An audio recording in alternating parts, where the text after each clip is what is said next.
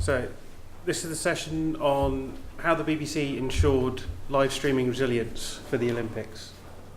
My name is Kieran Patel. I'm the Senior Product Manager for Video Services at the BBC. So it's basically I look after all of the back-end systems that deliver video over IP. So whether it's for iPlayer, whether it's live streaming on all platforms, or whether it's clip production. So that it's the back-end systems for clip production for the /program sites that we have, or for the news and sport websites as well. And obviously, one of the big parts of that was making sure that the video for the Olympics worked. So I've been at the BBC for over 13 years now, so it's been moving around with various reshuffles, but most of that has been involved in online video, and London was actually the fourth Summer Olympics that I managed to work on. So last year, so 2012, was a big year for online video at the BBC. Even if we took the Olympics away, we had to cover the Formula One season, we had Wimbledon, we also had the Euro 2012 football championships, which we had the rights for, and on top of that there was the Queen's Diamond Jubilee celebrations here, and we were introducing new features to iPlayer like Live Rewind on their network simulcast streams. On top of all of that, we had to cope with delivering the Olympics. Now, the ambition for what the Olympic digital proposition was bigger than anything we'd ever done before. And I've got a short video just to explain, for anyone that didn't see it last year, everything that we put on.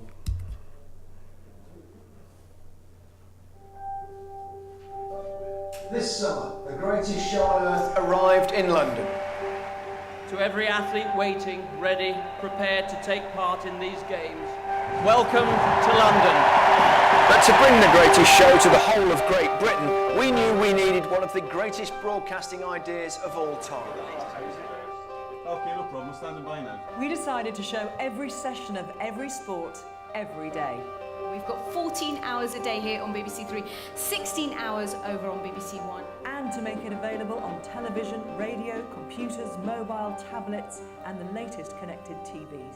We did it so the entire nation would never have to miss a moment. They punched the air! Great Britain are the Olympic champions! London 2012 was an incredible sporting spectacle, and one that Britain couldn't resist. More than 90% of the population tuned in to watch the games on TV, and that's just the start. By pressing red, viewers could access up to 24 extra live streams, each one showing its own sport. So, whether you liked archery, wrestling, or any of the sports in between, we were live at every one. As if that wasn't enough, 24 streams could be accessed on your computer via our Olympic video player. By clicking full screen, it delivered action in HD quality. Chapter markers let users jump back to anything they've missed. And the Extras tab offered loads of additional live info about sports and athletes. And even if you couldn't watch live, within minutes every session was there in catch-up. The perfect example has to be Super Saturday. Millions were glued to the athletic stream to watch Ennis, Rutherford and Farah win gold. Mo Farah for Great Britain! It's gold! What a night! But swimming fans keen to see the last race of American superstar Michael Phelps could switch over to the pool. And those following the fortunes of GB men's football team could change over to watch them in a dramatic penalty shootout against South Korea. It didn't stop there. Fencing, tennis, basketball, boxing, handball, hockey, table tennis, volleyball, water polo and weightlifting were all taking place that evening, and our audience could take their pick. Millions of people were also able to watch the action whilst on the move, thanks to our mobile browser site, and almost 2 million people downloaded our app. Social media was a key part of the BBC's coverage as we joined in the national conversation around the Olympics. And if you had a TV connected to the internet, we made it possible to watch all our streams there too via an app, taking us one step closer to the television of the future. We made it simple for our audience to watch the games wherever and whenever they wanted. Team GB's success led to our biggest online audience, peaking with our live coverage of Bradley Wiggins. The demand was so high that day, the amount of data we delivered would have filled 700,000 DVDs. And in just one 24-hour period, Olympic traffic to bbc.co.uk exceeded all BBC online traffic throughout our entire coverage of the 2010 FIFA World Cup, which itself set new records. Our coverage during the games delivered the biggest digital audiences we've ever seen. He becomes the greatest achiever ever. The greatest choice ever You little beauty. for the greatest show on earth.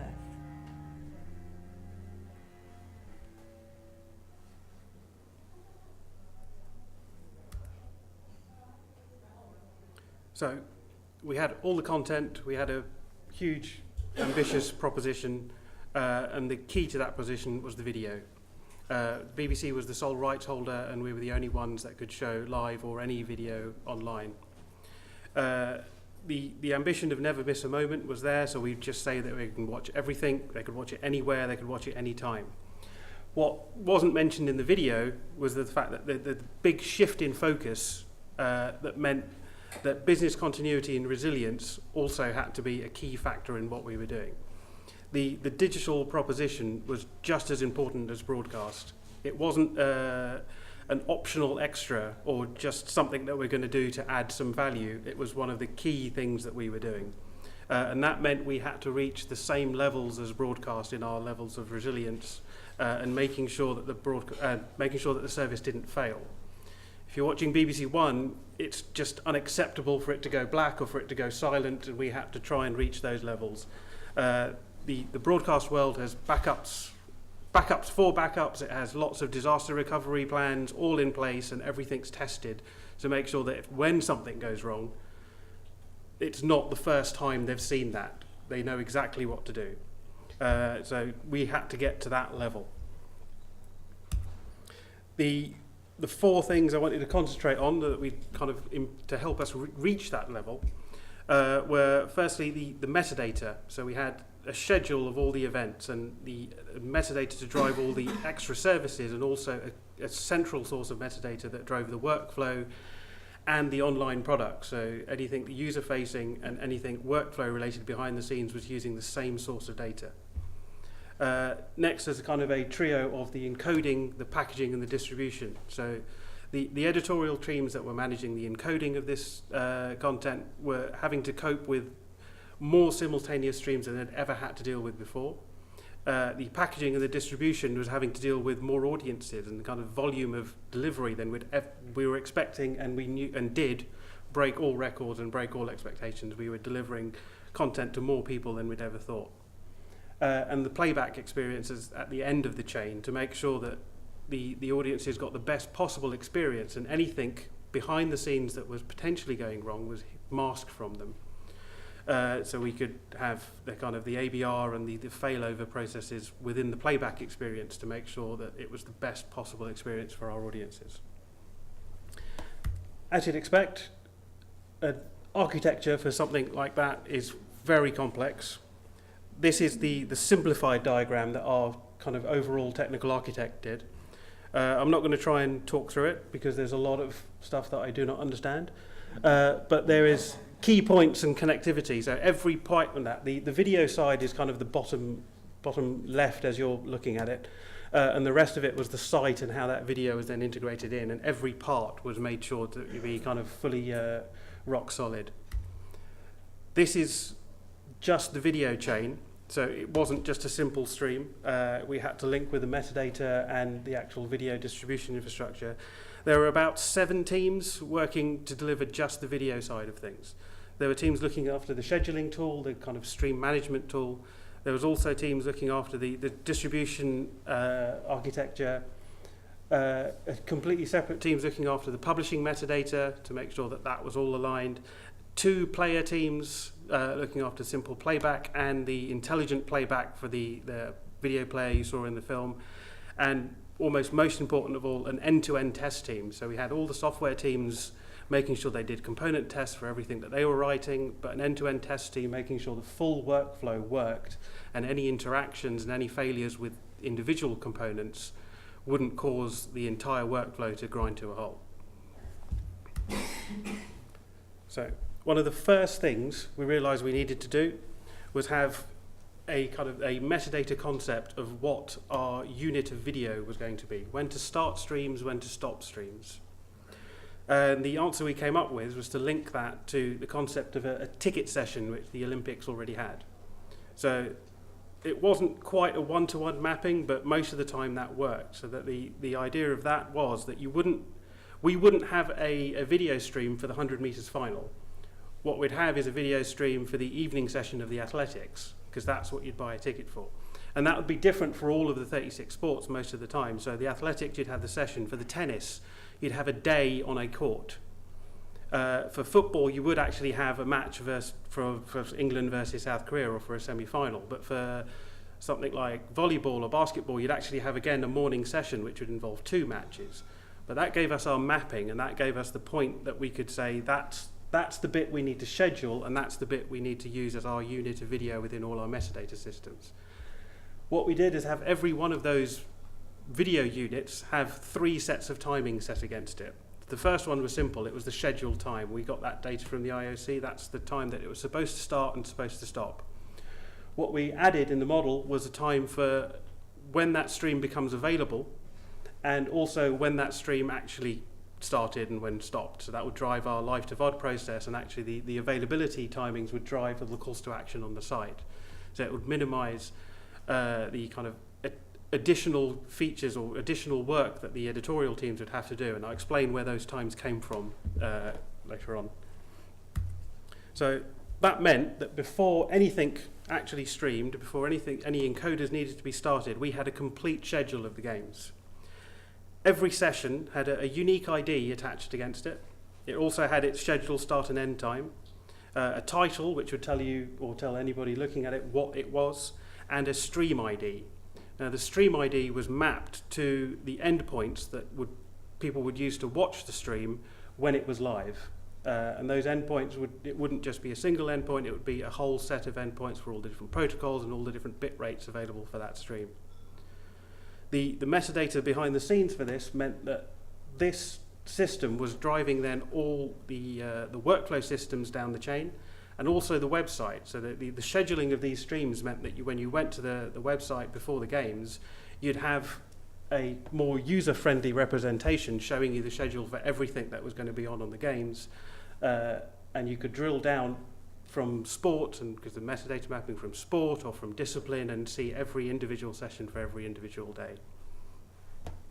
So now that we had the schedule, we had to get the editorial teams to kind of control that workflow and control those streams.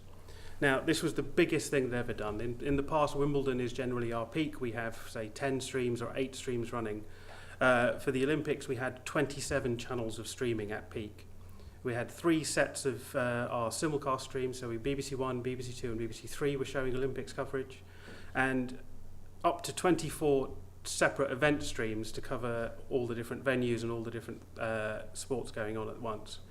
So we needed to make sure we had a tool that would let the editorial team start, stop and manage those streams, monitor them and make sure they could correct any failures if anything happened within our streaming infrastructure. So to do that, we built a tool that we called Marvin. So it was our own paranoid android, and if you can see the tagline that we came up with, it was live, don't talk to me about live.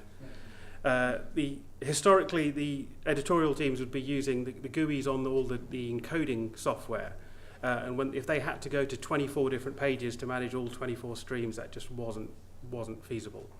So the Marvin tool was a web-based UI which had the stream of metadata from the scheduling system. That meant that it knew exactly what it needed to stream, and then hid all the complexity of the encoding infrastructure from the editorial users.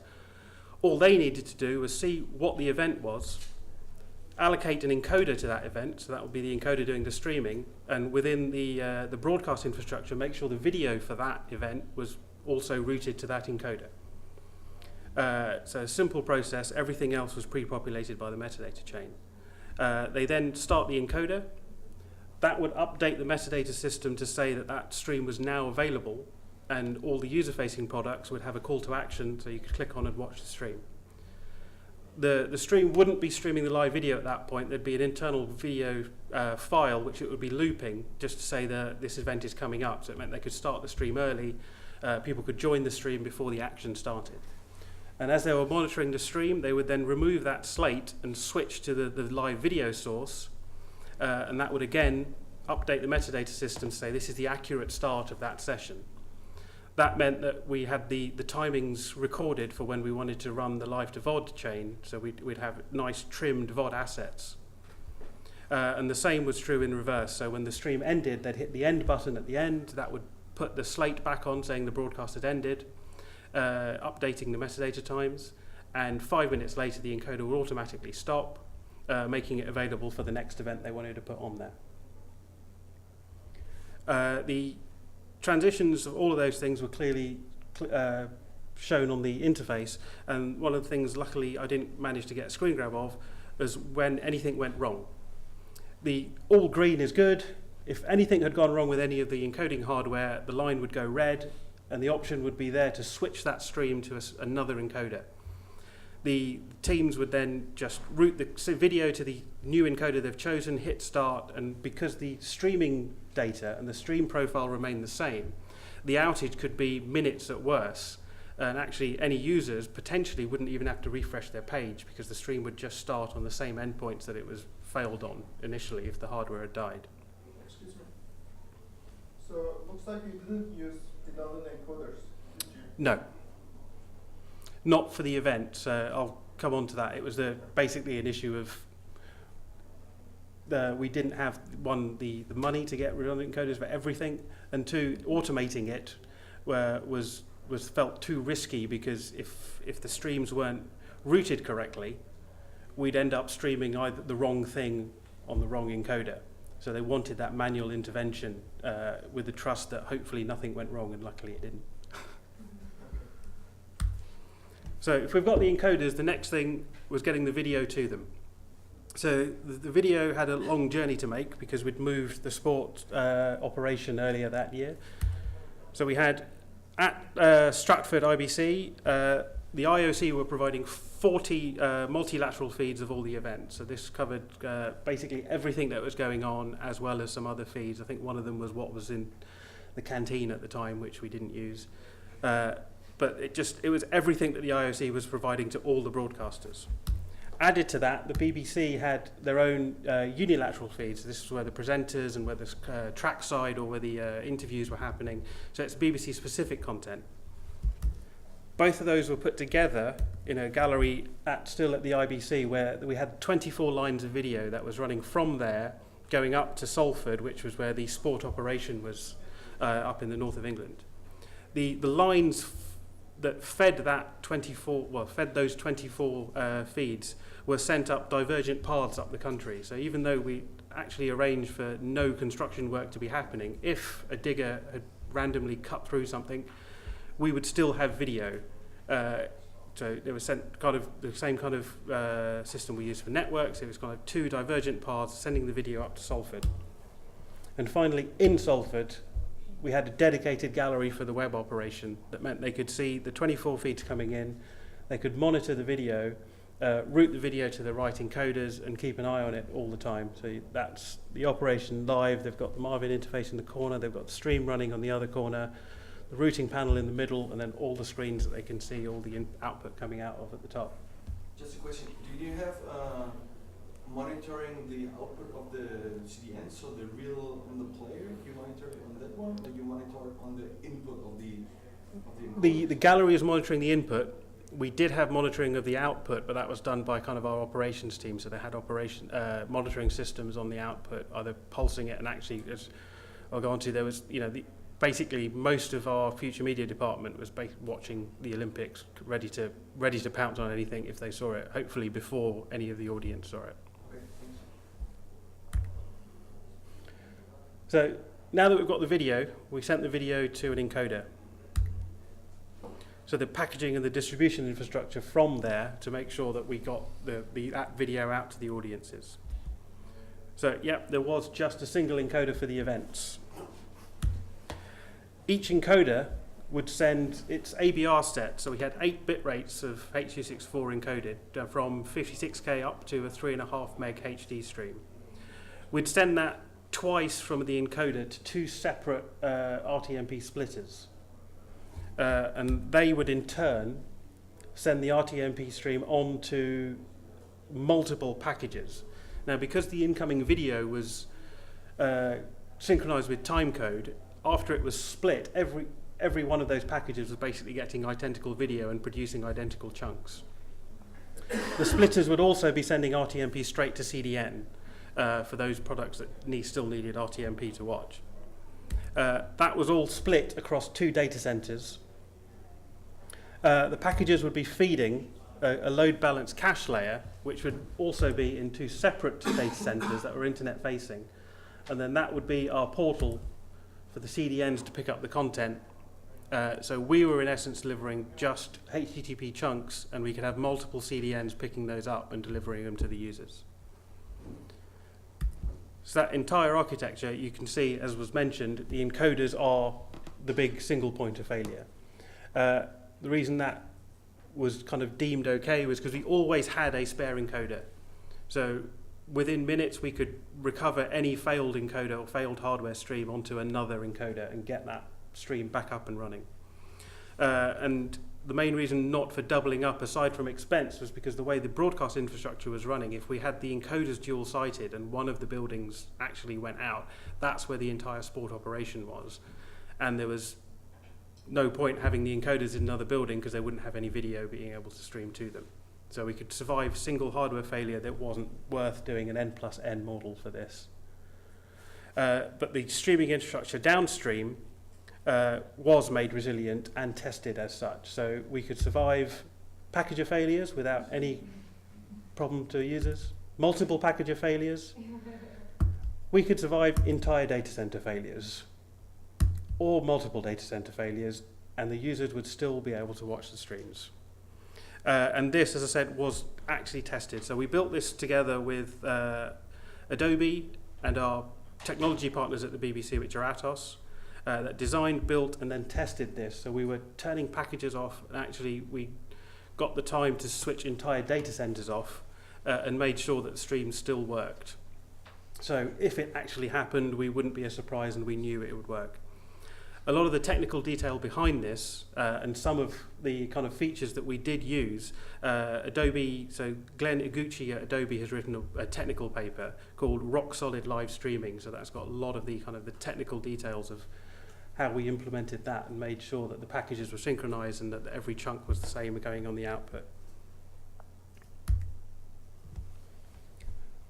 Next thing I want to look at was the discovery and playback. So now that the streams are available at the CDN, we had to make sure that the users could watch them and that they'd get the best experience while watching them.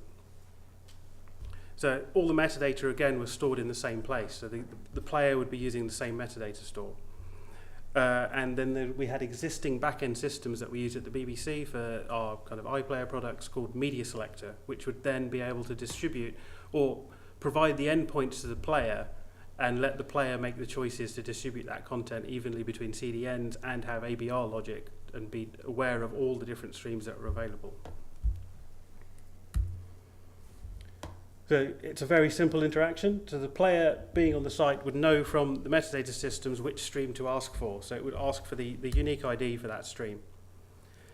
Media Selector, again, being plugged into that same metadata, would know what state that stream was in. So if it was after it had happened, it would already be aware it was VOD and would hand back the VOD endpoints, but if it was live, it would just return the endpoints for the live stream. And all of those stream endpoints would be configured in a way that meant that the player had enough information to use the ABR and to balance that stream across the CDNs. So it's a little dull because it is just XML that it returns. But the kind of the illustration was that they've got a single media a single media item for every bitrate, and then every bitrate has multiple connections that split across protocols. So if they're HLS, HDS, or RTMP, which was the ones we were using, and across different CDNs. And with a balancing, we could make sure that we weren't shifted all onto one CDN to start with, we'd have a balance across CDNs, and then if anything went wrong, or if there was any issues that we found with a single CDN, the player would be able to fail over from whichever CDN they was on to the other one. So users would not actually notice any impact. This was essential considering, just as the video showed, for the kind of Badger-Riggins time trial, we were shipping hundreds of gigabits a second and hundreds of thousands of users were watching the streams. We couldn't have managed that if we were just on a single CDN. And just to kind of labour the point again, on top of all of those things, we had a rigorous testing before the event. So not just the happy path testing, end-to-end testing, and as many unhappy paths as possible we were testing as well. And during the games, which is kind of, the entire department was on change freeze. That meant the product teams, the development teams, including the operations teams, were all basically on service management and support. They were kind of monitoring the product, supporting the product. Everyone was kind of on rota to make sure that the system went, the product did not fail. So just to summarize, we had the robust metadata system that meant we had a schedule for the entire games in advance that could react to changes and drove all the user-facing products and all the back-end dependent systems. We ran all the streams in a kind of hardware-agnostic way so we could recover streams and made sure that the system controlling the streams was simple because the editorial teams that were having to run them had to run a volume of streams that they'd never had to run before, and that the distribution and packaging of those streams was resilient and effective to cope with any failures and to cope with the demand that we knew that we were going to get. And the playback was done so it had full failover and ABR logic to make sure that the user experience was as good as possible. Now, all of those kind of points are still being used today, so that was one of the key things we had for the Olympics, was kind of the legacy behind it.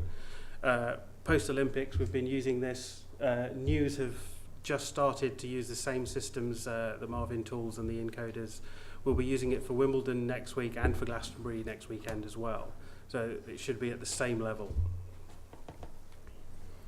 So looking further to the future, next thing we have, well, it's not the next thing we have, but we're already thinking about Rio. But what we have before then, next year, we've got the Winter Olympics a few months away now. We've got the Commonwealth Games in the summer, and we've got the World Cup in the summer as well. But for Rio, I'm baffled as to think what we can get to. So I tell this story a few times. I was working during Beijing. The BBC offering at that time was, I think, 8 streams. We had one 368K stream, no ABR. It was a desktop-only proposition. And that's what we did for Beijing, and it was groundbreaking at the time. We had massive audiences. And if someone had said, for London, you'll be doing up to 24 streams, you'll be doing them in HD, you'll have live rewind, it simply wouldn't have believed them. We've come such a long way in the 4 years, I don't want to think about what we might be doing for Rio. Some of the obvious things, or some of the things that seem likely, are a move to Dash. So we've got a standardized platform, and potentially 4K if H.265 comes along and that becomes viable in 4 years. If it goes as quickly as HD did, that might be there. But one of the things I think is almost inevitable is a move to the cloud to help with the scale that we'd have to offer and to help with the resilience that we'd have to offer, and that could take away some of the cost of restraints that we had for why we had to go for a single encoder in the first place. If we didn't have to scale, or if we could scale and not have to buy the tin, that's much more attractive. So I had some theories on how we can make that happen, because we're thinking about it right now. So the architecture, I think, if we built it, would have to have the same kind of resilience as the hardware infrastructure that we had. That means it needs to be basically chaos monkey proof. We need to be able to break and take away encoders and have the user proposition survive.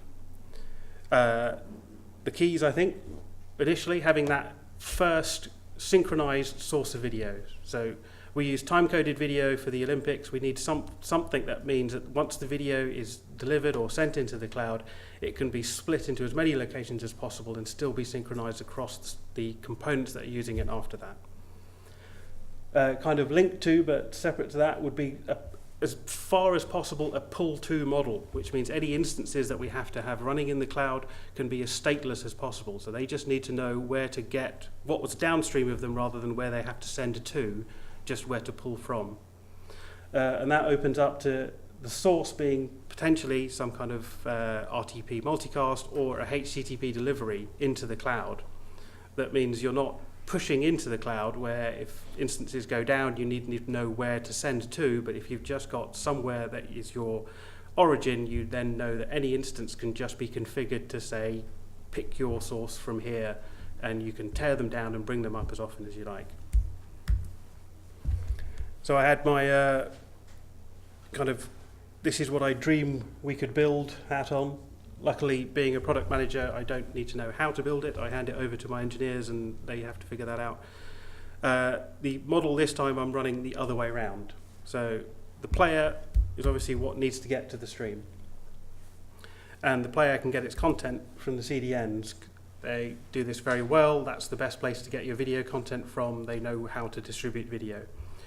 But if their source, if it's a cloud-based source, can be a load balance origin from the cloud.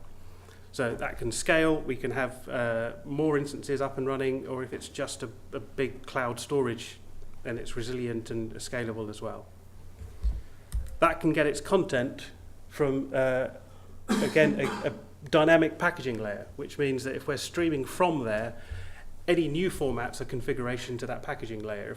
If we're doing HDS and HLS, potentially configuration to the packaging layer means we can deliver Dash or anything else that comes into the future, as long as the core encode is the same that's going in. And those can be fed from your cloud-based transcoders, which is the benefit here is that, again, those can scale. If we want to add more, if we want to have resilience there, we can just have multiple instances, and that's the key of having multiple stateless instances, so we can shut them down, bring them up again, and actually the end users shouldn't see any impact at all.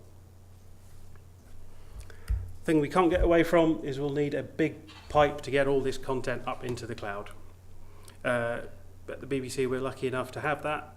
It's not for everyone, but we've got internet connectivity that gets us, or hopefully gets us, into that position where we can send the live streams or the VOD streams up into the cloud to get that content up there. And this is the key, I think, where if that's pulled, we have a load balance origin for those transcoders in the physical world. And then they can be receiving content from encoders that will be turning the baseband video into, just move ahead, the baseband time-coded video into IP for those load balance sources. Being in the physical world, you need at least 2 instances, I'm guessing. You can't have the multiples, that will get a bit too expensive, but the encoders can be the contribution grade or the broadcast grade encoders. So they wouldn't have to be the traditional live encoders. You could have the broadcast grade encoders, which are things like the Thomson, Nevert, Nevion make, where they're much more scalable and they're much cheaper to run, and they still have that one single point of failure at the start, which is the source. But if you're running this on events, we're not going to get things like the Olympics or the World Cup dual-sighted, so we hope that the broadcast world is resilient enough in itself to provide that single feed out. So again, that model isn't something that we can build today, but hopefully it's something that can mean that come Rio, we've got something cloud-based that can provide the scale and the resilience that we need. So just to bring it back to the Olympics before the end, this is the short video that the BBC made, which I think it was designed to be the closing ceremony or the montage at the end. But working for the BBC, being from London, I like showing this video because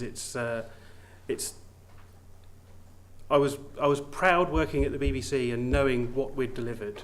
And Lord Coe's speech at the end, although he was talking about the athletes and talking about the games organisers, I feel we did a good enough job, so I take a a small bit of pride in thinking that we did well as well.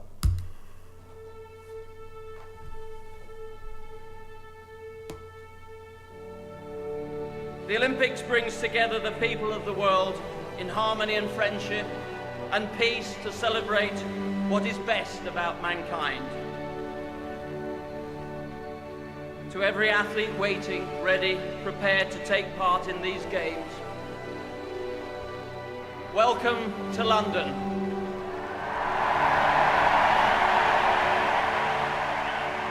There is a truth to sport, a purity, a drama, an intensity, a spirit that makes it irresistible to take part in and irresistible to watch. What we are seeing right now is that dreams do come true. London 2012 will inspire a generation. In every Olympic sport, there is all that matters in life. Humans stretch to the limit of their abilities, living for the moment, but making an indelible mark upon history. The champion becomes a legend.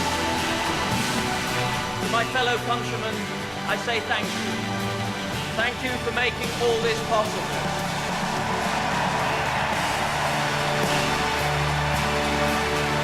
Jessica Ennis is the Olympic champion, best all-round athlete in the world. I have never been so proud to be British and to be a part of the Olympic movement.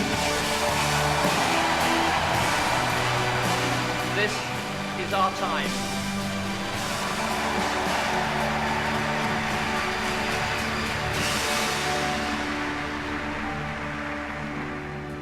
And one day we will tell our children and our grandchildren that when our time came, we did it right. Sorry, a little cheesy. So, any questions? Yep. To what extent have you integrated a data layer? I think with the Olympics there was a very significant data layer within the plane. You didn't mention it there. Is that part of your remit and part of the problems that you solve, part of what you're looking for? So within the player, we're basically rebuilding that now. So the player was the one part of that entire kind of delivery chain, well, the data side of the player anyway, that wasn't built in-house. So the third party built the data overlay to the playback component, and that basically was there for the Olympics, and now it's gone. So that experience worked well, so we're working basically to build that now as a BBC proposition that will work not just for the Olympics, but for other sports and actually across all events that the Olympics run, because something like that would work perfectly for Glastonbury, would perfectly for maybe elections and things like that. So for, news, music events, sport, everyone will be interested in that. So we're having to kind of start from scratch because the Olympics was so unique. It wasn't worth at the time building something that would work across the entire BBC. It was to focus on building something that worked for the Olympics. But with what we've learned from building that, we're now looking to build something that will work across all of BBC events. In-house, yeah.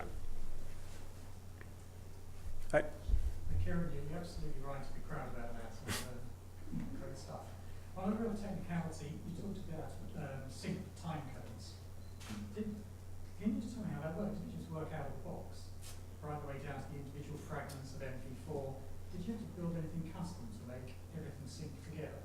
So that when you lost one encoder or a packager, all the packets were there? We didn't build anything custom for that. What we had, the initial idea was that we'd get timecode coming in from the raw SDI down from the Olympics. That was our design ambition from the start. The problem we had with that was that we weren't going to be able to test that until about 2 weeks before the games, which just wasn't going to be viable. We couldn't risk everything not working and not knowing about it that late. And because the model had a single encoder actually creating the streams, what we decided to do was just use the encoder's time. So from encoder onwards, we'd get synchronized timecode across all the RTMP streams coming out. And the packages themselves, it was part of the Flash Media Survey. If it had timecode within the stream, it was essential to have timecode in the stream. it would be able to package that content in a uniform way. So it would always, every chunk from every packager would look identical because it would package it according to the timecode it was receiving. And that meant that the cache layer on the other side could be intelligent enough to say, if a packager had died and we didn't quite know about it, it could go to another packager and it didn't matter. The interruption, there wouldn't be an interruption or a glitch in the stream. But if the cache had to know that the package is working, how does it make the choice of which one of the package's outputs to take? So there was two things. I think there was a model that Adobe had which we didn't use, but what we had put in, so kind of I think Atos developed it for us within our side, was there was just a health check on every packager. So if that packager was not responding to the health check, it would be blacklisted and we wouldn't go back there. Otherwise, it would be fine and we'd know that it would all be synchronized. And if we recognize that a packager had died or been blacklisted, we'd know to take that out of circulation until at least the following day, when it could be reset, brought back up and running, and any rewind windows or any glitches in the manifest that packager was creating wouldn't be a problem. It wouldn't be what we termed as kind of polluting the cache, because if we brought that packager back online as soon as we knew it was running, there'd be a hole in the rewind window. So if that manifest made it to the cache, everybody then receiving that manifest would potentially have a problem trying to rewind into that stream.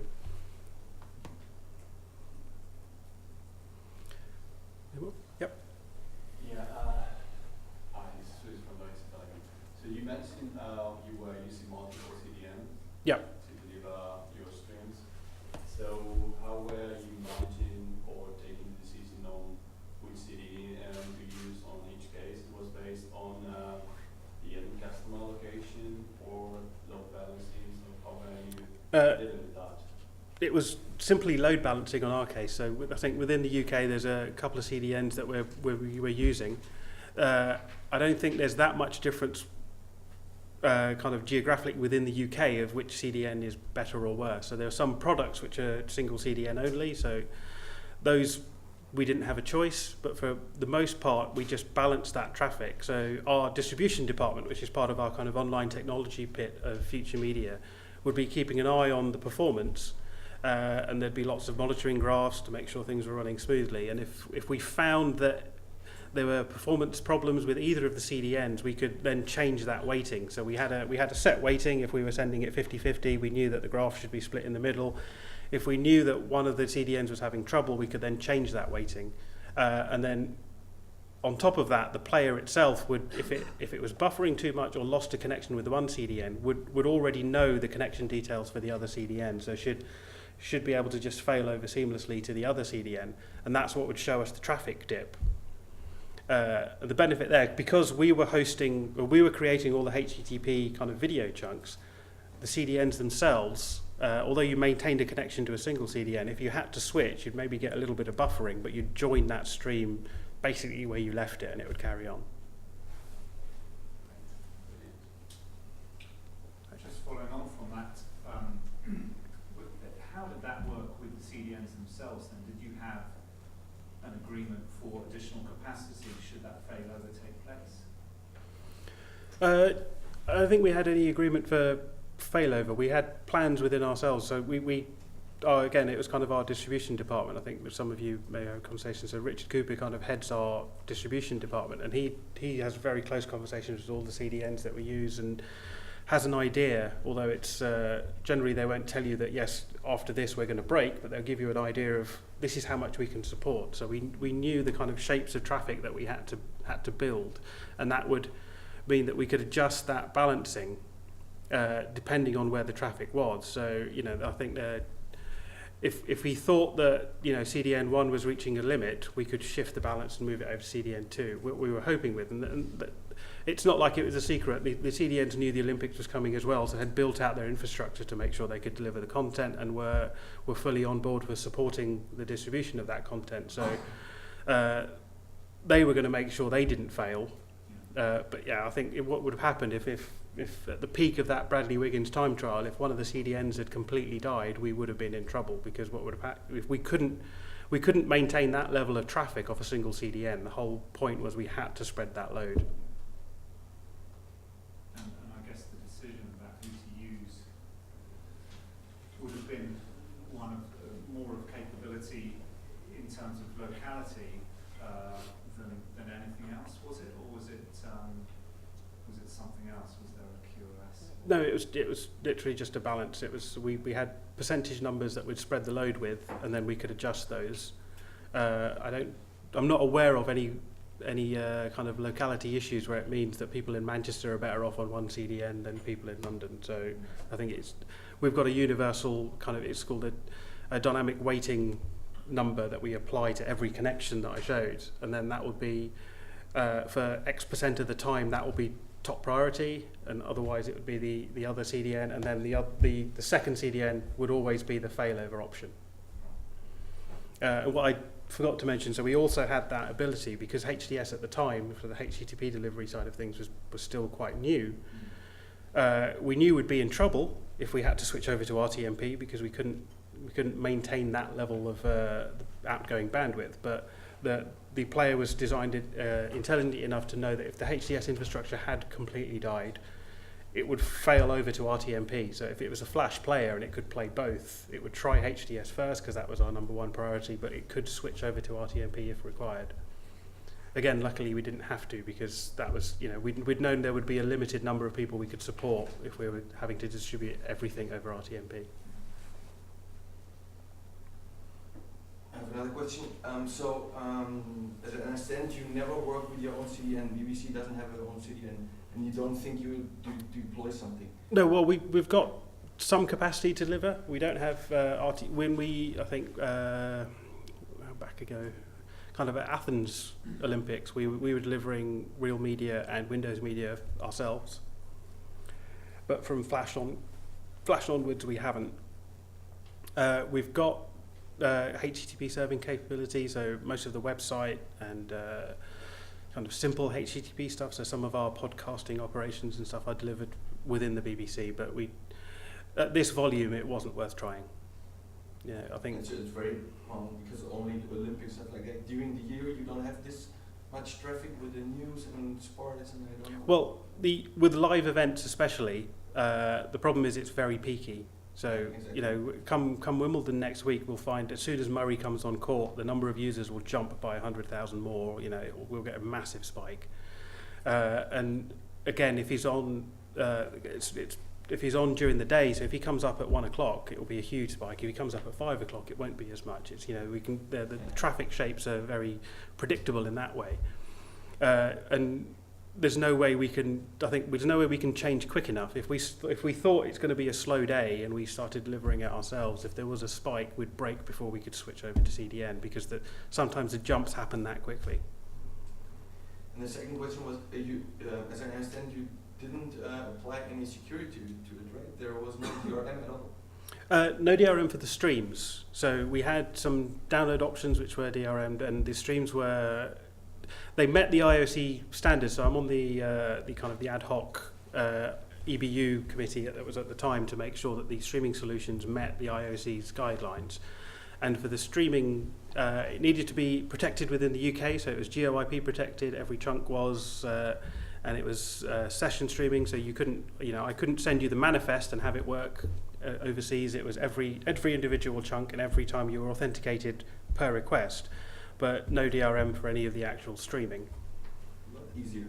Yeah, definitely.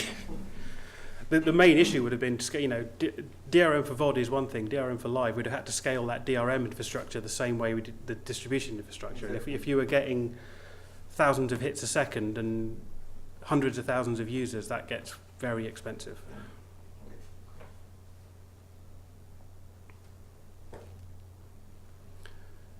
Any more? Thank you very much.